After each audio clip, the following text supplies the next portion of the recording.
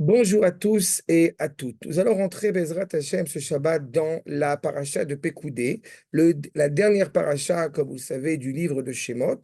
Et je me permets de partager avec vous une anecdote que j'ai souvent entendue d'un certain nombre de couples et qui nous permet justement, eh bien, là encore, de puiser au sein de la paracha, eh bien, un certain nombre d'enseignements qui me paraissent essentiels. Un couple a bien vécu une partie de sa jeune vie de couple, et puis à un moment donné, il y a un conflit, quel qu'il soit, puis une suite de désaccords, une suite de conflits, une sorte de brisure, une sorte de chute soudaine, et on ne sait pas comment réagir, on ne sait pas comment appréhender cette réalité. Alors on prend sur soi à un moment donné de dire, bon, on va s'asseoir ensemble, prendre des décisions qui s'imposent, parce que ça ne peut plus durer, ça ne peut plus continuer comme cela.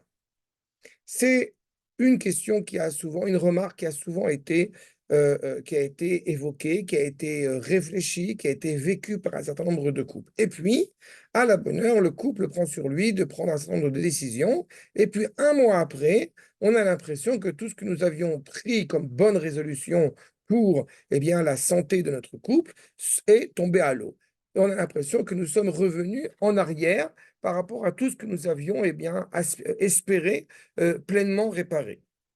Nous avons dans la paracha de Pekoudé, pour justement bien mesurer cela, nous avons la construction du Mishkan dans les moindres détails. Ainsi, le premier verset de notre paracha, et les Pekoudé à Mishkan à Edut, et Asher Pakad Alpi Moshe. Voici les comptes, voici le résultat de, encore une fois, de tout ce qui va construire le Mishkan. On peut s'interroger sur la présence de ce mot Élé.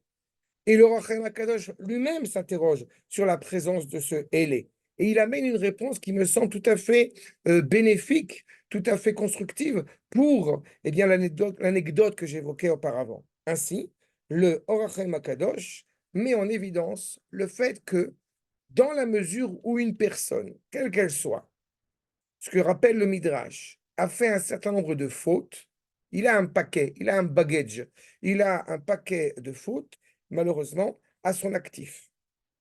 Face à cela, il va y avoir, eh bien, un paquet, un bagage de mitzvot qui vont permettre, eh bien, de réparer.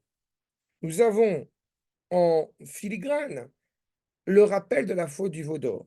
Dans cette partie du peuple juif, mais auquel, au bout du compte, tout le peuple juif est responsable, d'une manière ou d'une autre, dans leurs implications.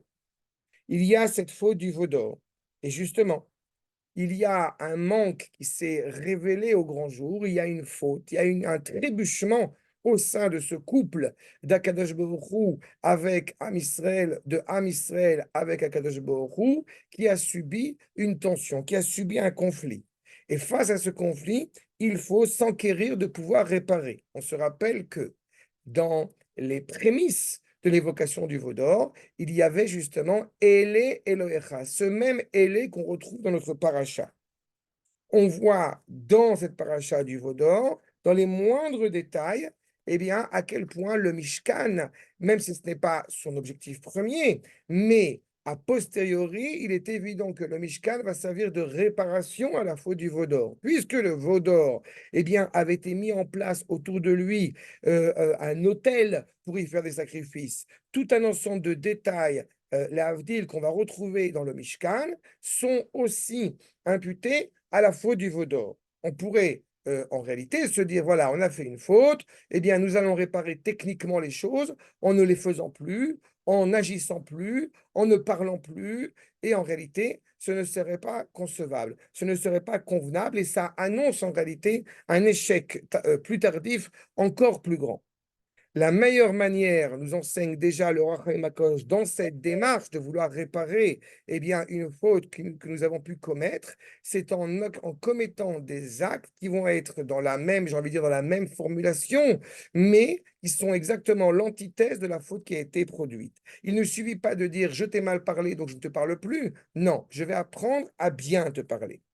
C'est exactement le propos qui ici nous rappelle le Rachem Akadosh dans la paracha, encore une fois, qui nous anime, que nous invoquons, la paracha de Pekoudé.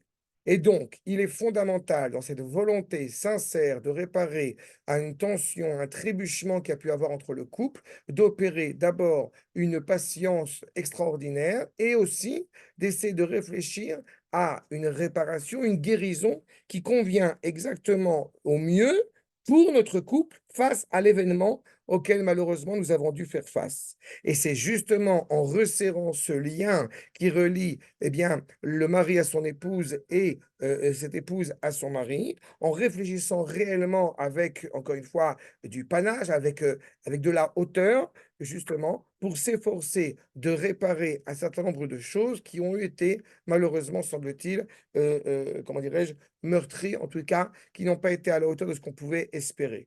Prenons aussi en considération, et ce n'est pas un détail, que face à la faute du veau d'or, eh bien, le Mishkan, cette grande bâtisse, il faut au moins ça pour pouvoir réparer cette faute absolument dramatique. Eh bien, dans le cadre du couple, j'ai envie de dire la même chose. Il y a des réalités parfois qui sont beaucoup plus complexes à réparer parce que ce que là, ça a pris du temps pour réparer. Et puis certaines réalités, justement, par notre éducation, par les valeurs dans lesquelles, encore une fois, nous avons évolué, qui font qu'on n'est pas forcément conscient de la grandeur et donc du travail à fournir et du juste travail à fournir pour pleinement réparer, encore une fois, ces impairs qui ont pu créer une tension, encore une fois, dans le couple. Mais rassurons-nous, nous avons aussi la certitude, Baruch Hashem, comme le dira le prophète Zechariah, nous avons aussi la certitude que Akadosh Baruch Hu, eh bien, oubliera la faute du veau d'or, mais n'oubliera pas l'alliance qui le relie à nous.